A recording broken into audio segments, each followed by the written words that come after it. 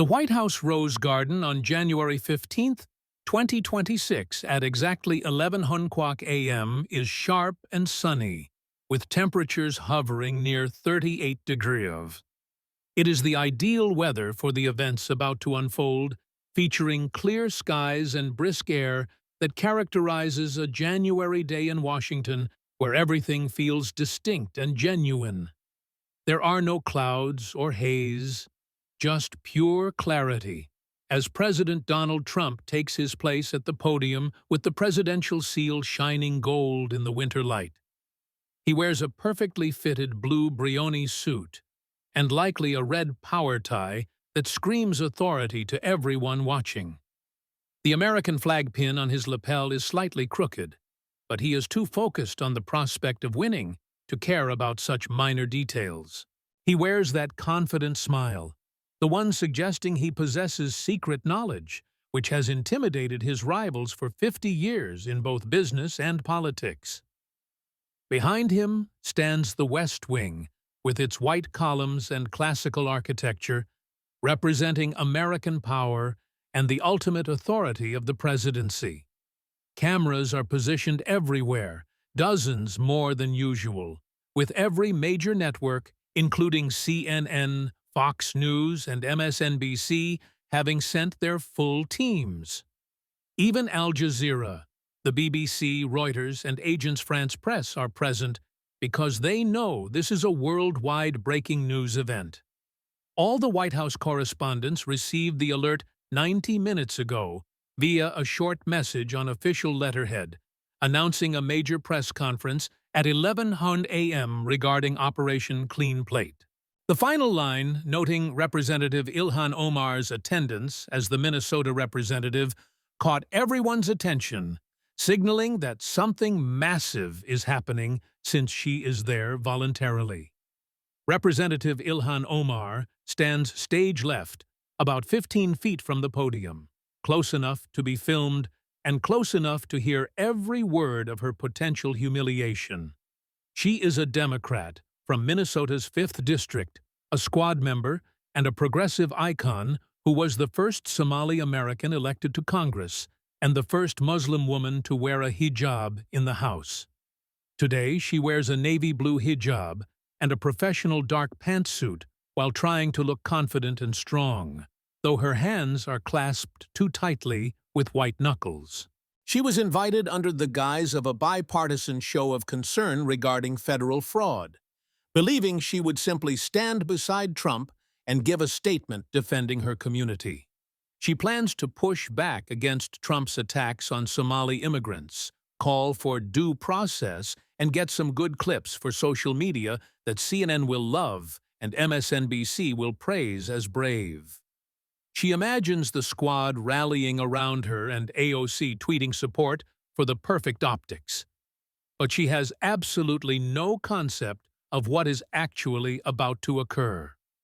The press corps is seated in neat rows with over 80 reporters, including the big names from national newspapers and major networks filling the front 3 seats.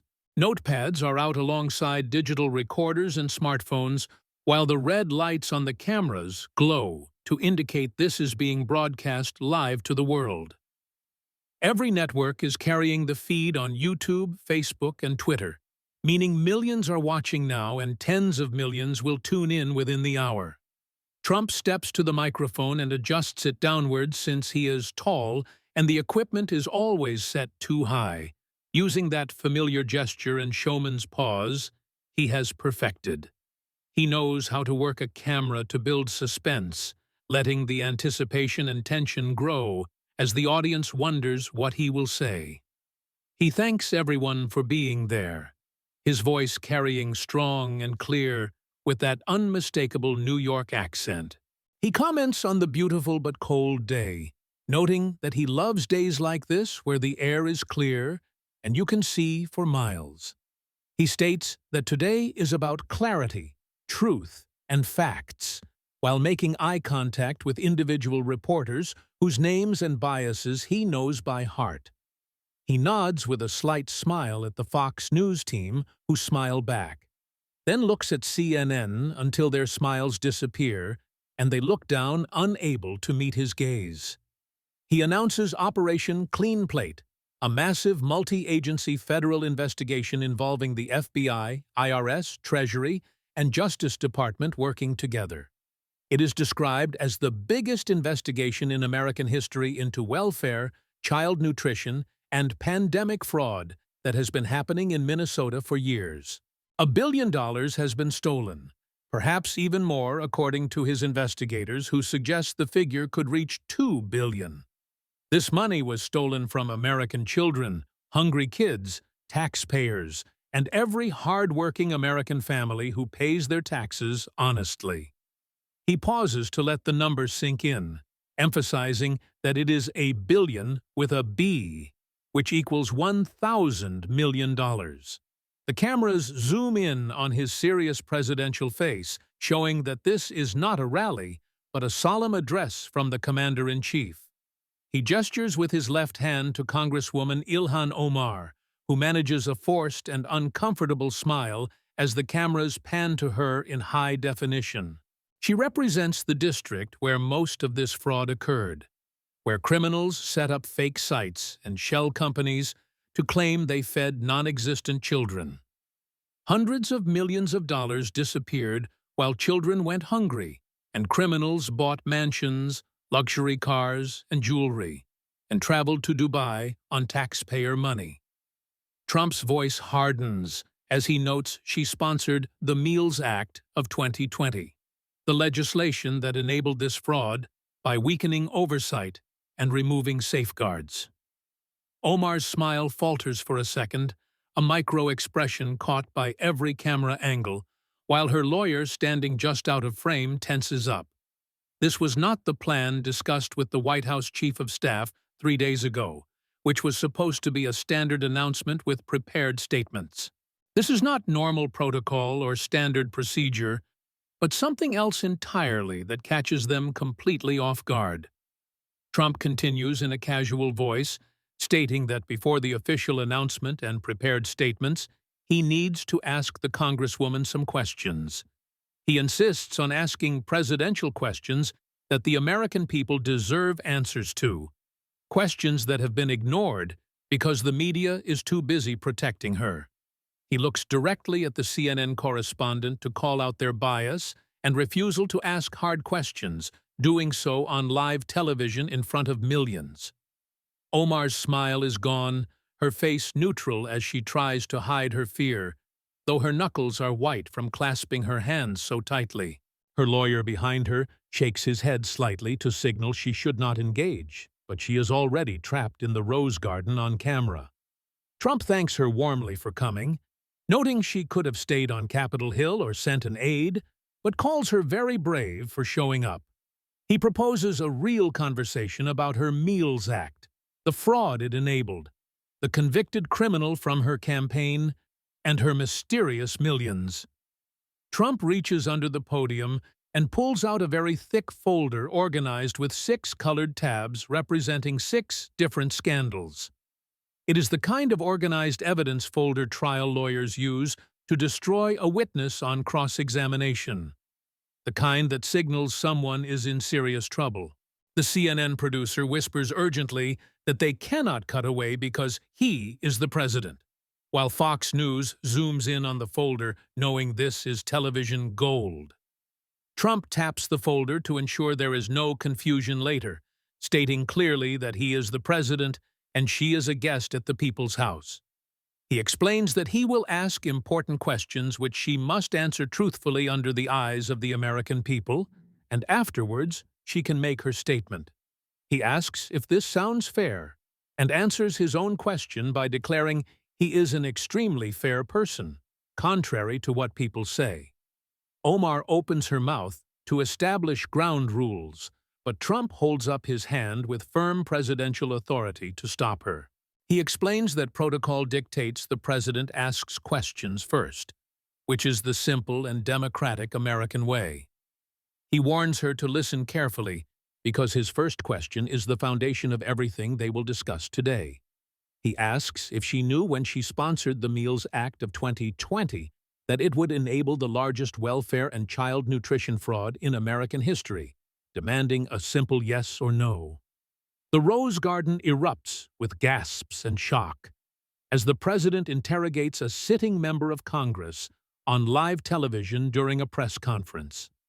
The CNN correspondent audibly gasps, while the Fox News team barely contains their excitement.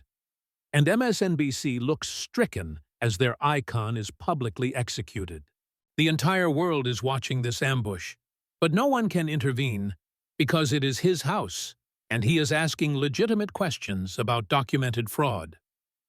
Omar's jaw clenches with visible tension as she tries to control the anger and panic fighting for dominance within her. Her voice is tight but controlled as she argues that the fraud was committed by bad actors exploiting a program designed with good intentions. Trump stops her firmly, using the voice of a man who has commanded billions and fired thousands, telling her that is a deflection and not an answer. He reiterates that he did not ask about criminals or intentions, but rather asks again if she knew her bill would be used to steal. He speaks slowly to make it clear, asking if she knew at the time of sponsorship that criminals would steal $1 billion. Omar tries again to say she cannot be held responsible for criminals, but Trump cuts her off decisively to interpret her answer as a no. He concludes that if she didn't know, it implies incompetence, meaning she wrote a bill so lacking in safeguards that it enabled massive theft. The alternative is that it is a lie, meaning she knew exactly what would happen and let it occur because it benefited her constituents or herself. He states that his investigators from the FBI, IRS, and Treasury are looking into which option it is, and they will find the truth. Trump opens the folder to the first blue tab containing reports and charts, then reads a question about her campaign official named Gwad Hashi. He notes that Gwad worked on multiple campaigns and attended events with her where they took many friendly photos together, asking if she remembers him. Omar gives an almost imperceptible nod, which the cameras catch, and Trump confirms that Gwad has been convicted in federal court after pleading guilty to fraud. He explains that Gwad confessed to stealing $3.2 million by claiming to feed 5,000 non-existent children a day and spending the taxpayer money on luxury goods. Trump points out that Gwad is currently in federal prison where criminals belong, then looks directly at Omar with a piercing stare. He asks the most important question yet, demanding to know if she was aware that her campaign official and friend was stealing from children. The cameras zoom in tight on Omar's face as the color drains from her complexion, shifting from healthy brown to an ash gray of fear. The realization sets in that this is about her own corruption and crimes, and that Trump possesses every piece of evidence and documentation needed to destroy her career. Her voice shakes as she suggests following proper procedure, but Trump interrupts cheerfully, agreeing that is exactly why he cleared his schedule. He states that millions of Americans, and potentially 100 million worldwide, are watching what is likely the highest-rated press conference in history. He demands she answer the question of whether she knew the man in her photos was stealing millions from American children. Silence fills the Rose Garden for 20 seconds, broken only by the clicking of cameras and the rustle of uncomfortable reporters. The press corps finds the moment brutal and awkward, yet no one can look away from the spectacle of her silence, which is as damaging as an answer. She says nothing because admitting she knew implies complicity, while denying it implies she is incompetent for not vetting her own staff. Trump breaks the silence casually, saying they will revisit that point later, but emphasizing that his team has been working around the clock. He mentions he has the best forensic accountants and federal prosecutors who have found shocking things about her money and her husband's wealth. Trump spreads the folder open to reveal dozens of pages, amplifying the sound of rustling paper in the silence. He outlines the plan to go through 6 major scandals systematically, pointing to the 6 color-coded tabs that represent documented federal crimes ready for prosecution. Behind the press corps, the MSNBC producer panics on the phone, unable to comprehend a situation that has no historical comparison. Trump continues, stating that after all the evidence and testimony is presented, the American people can decide if she is a victim or a fraud. He frames the choice as whether she is a target of racism or a traitor who enriches herself while her constituents remain poor. Omar looks desperately at her lawyer, who shakes his head frantically, signaling there is nothing he can do to stop this disaster. She cannot walk away or claim privilege, but must stand there and endure the consequences of her catastrophic mistake in coming to the Rose Garden. Trump shifts his tone from showman to prosecutor, stating that he has built his life on numbers and knows that while politicians lie, numbers do not.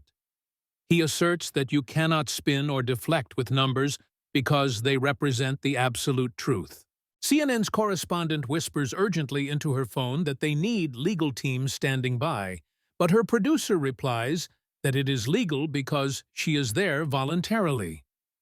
Fox News zooms in on the split-screen contrast between Trump and Omar, creating television gold that will be remembered for decades.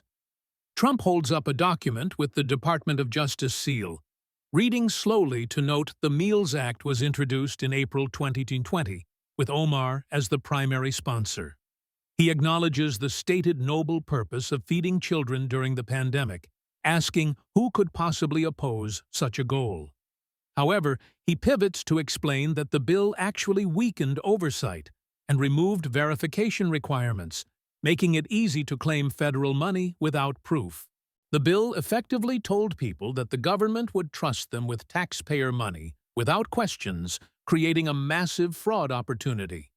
Trump displays a chart with red bars showing the shocking numbers regarding Feeding Our Future, the main nonprofit in her district. They claim to feed hundreds of thousands of children daily, and the government sent them huge sums of money, using the flexibility her bill created. Trump notes that $250 million has been proven stolen so far, though prosecutors believe the total could reach $1 billion because the oversight was so poor. He explains with controlled anger that there were no meals and no children, just empty buildings, ghost kitchens, and parking lots. Millions of dollars flowed from Washington to criminals in Minneapolis who bought luxury items, while a reporter from Reuters tries unsuccessfully to ask a question. Trump waves her off and holds up high-quality photos of the Safari restaurant in Minneapolis, which looks legitimate but was a front. The co-owner was convicted of conspiracy and money laundering involving $70 million flowing through this single restaurant. Trump reveals a video still of Omar at that very restaurant in the summer of 2020, smiling and wearing an apron while handing out food. He describes her praising the program and the work being done, asking America to picture her promoting a site that was stealing from children. His voice drops to a dangerous quiet as he asks if she knew the restaurant was part of a fraud scheme when she was there. Omar answers with a shaking voice that she attended many community events, but Trump interrupts to say that is a deflection. He forces the binary choice again, stating that she is either lying to cover it up or was too incompetent to spot a $70 million fraud operation. Trump flips to another page to discuss her campaign official, Gwad Hashi, showing a large photo of the two of them smiling together. He details that Gwad was her ground game coordinator and essential to her operation, organizing voter registration and outreach for her campaigns. While working for her, Gwad ran a fake food site called Advanced Youth Athletic Development, claiming to feed 5,000 children a day. Trump raises his eyebrows at the sheer scale of claiming 5,000 daily meals, noting that such an operation would require a massive industrial kitchen. None of it existed except the paperwork, and the $3.2 million Guad stole from the government while working on her campaign. The silence in the press corps is heavy as Trump reveals Guad pleaded guilty and is now serving a sentence in federal prison. Trump slams the section of documents shut and asks again how she could not know her own campaign official was a criminal. Omar's lawyer steps forward to intervene, but Trump warns him to back off until she answers, asserting this is a conversation between him and the Congresswoman. Omar visibly shakes as she claims she returned the donations when she learned of the charges, to which Trump replies that returning $740 is a start. He points out the math that she returned only a tiny fraction of what he stole, and she kept his support for the vast majority of the time he was committing fraud. He emphasizes that she only returned the money after the indictment was public, and it was too embarrassing to keep, not when the theft was occurring. Trump summarizes the picture for America, listing her bad legislation, her presence at fraud sites, and her employment of criminals. He suggests she is either the unluckiest politician in history or she participated and profited, noting that 78 people from her district have been indicted. He closes the blue tab definitively, marking the end of the first scandal regarding the billion-dollar fraud, and notes they are just getting started. He introduces the second scandal regarding her mysterious millions and how she went from being broke to a multimillionaire in a short time. The MSNBC correspondent has her head in her hands while the Fox News team grins, knowing this story will dominate the news for weeks. Omar looks desperately at her lawyer, who shakes his head, indicating she has no choice but to endure the next phase. Trump asks her a simple yes or no question about whether she is a millionaire, noting her hesitation is fatal in the eyes of the viewers. He reminds her that she stated in a February 2025 Business Insider interview that she was a working mom with student debt and not a millionaire. Trump holds up her 2023 financial disclosure form, which lists her net worth as less than $250,000, consistent with a middle-class lifestyle. He then displays her 2024 disclosure form, where her net worth has remarkably jumped to between $6 and $30 million in just 1 year. He lets the numbers hang in the air, suggesting that such an increase on a congressional salary implies either fraud or magic. Reporters behind the scenes frantically verify the public records as Fox News displays the numbers on screen. Trump asks again if she is a millionaire, pointing out that either her interview statement or her legal disclosure must be a lie. Omar whispers that her husband's businesses are on the disclosure, but Trump pivots immediately to discuss those specific businesses. He details a winery in California that went from being worth less than $50,000 to millions in 1 year, a return rate that is impossible. He cites court filings from investors who claim they were defrauded and lost everything, contrasting this with her claims of high value. He then moves to Rose Lake Capital, her husband's venture firm, revealing a lawsuit showing the company had only $42 in its bank account. Yet, on her congressional disclosure, this same company with $42 in the bank is listed as being worth up to $25 million. He asks her to explain how a company with $42 becomes worth $25 million, but she meets him with complete silence. Trump theorizes that she hid dirty money or foreign funds in her husband's businesses to make them look valuable on paper. Fox News displays a graphic comparing the bank account balance to the disclosure value, devastating her credibility. Trump adds the final piece of the puzzle, noting that her campaign paid her husband's companies millions before they married. He closes the red tab, summarizing that she went from broke to wealthy, while investors sued for fraud and court documents showed empty accounts. He moves quickly to the third scandal involving her husband, Tim Manette, and the payments made while they were having an affair. Trump opens the yellow tab containing Federal Election Commission filings and describes Tim as a smooth-talking consultant.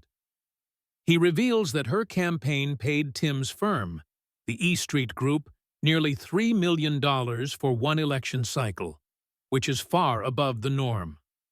He outlines the timeline showing they were traveling together intimately in 2019, while his wife filed for divorce, citing Omar as the reason.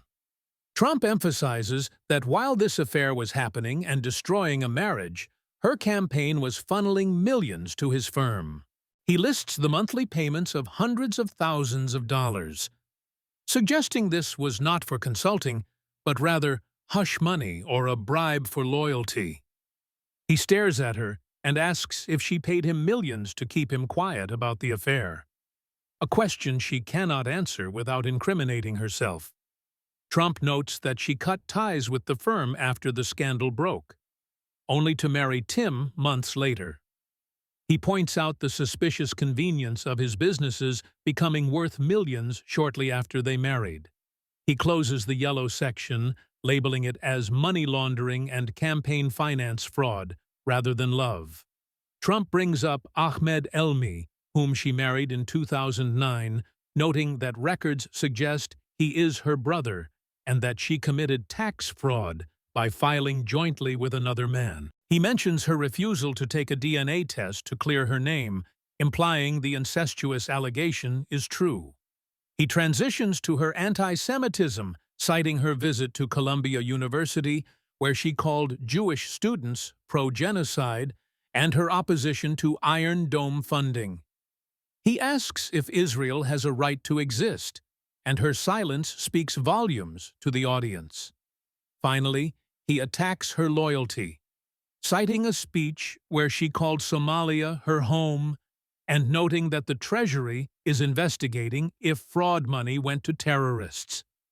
Hours after the press conference, the coverage is still dominating every network, and by sunset, Democratic leadership has effectively abandoned her. Within 24 hours, multiple federal investigations are announced involving the Justice Department, IRS, and the House Ethics Committee. In Minneapolis, a teacher named Sarah Chen laments that the stolen money was meant to feed students, while a local imam thanks Trump for separating the criminals from the Somali community. 2 weeks later, Omar releases a statement announcing she will not seek re-election, effectively ending her career in disgrace. Trump holds a follow-up press conference stating that justice has been served and the swamp is being drained one fraud at a time.